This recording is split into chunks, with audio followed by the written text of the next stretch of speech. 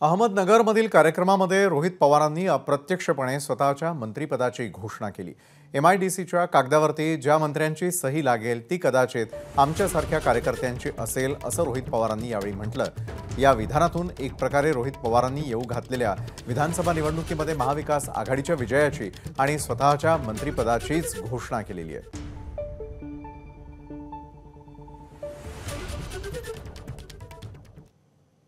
3 महिन्यानंतर आदरणीय पवार साहेबांच्या मार्गदर्शनाखाली, उद्धव ठाकरे साहेबांच्या मार्गदर्शनाखाली, काँग्रेस नेत्यांच्या मार्गदर्शनाखाली या महाराष्ट्रामध्ये सत्ता ही महाविकास आघाडीची येणार म्हणजे येणार।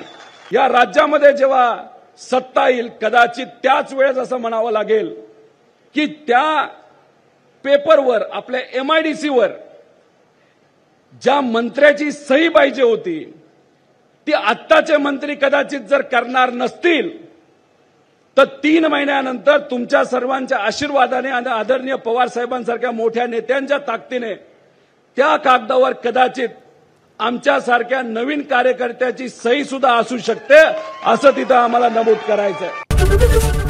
ABP माझा, उघडा डोळे बघा नीट।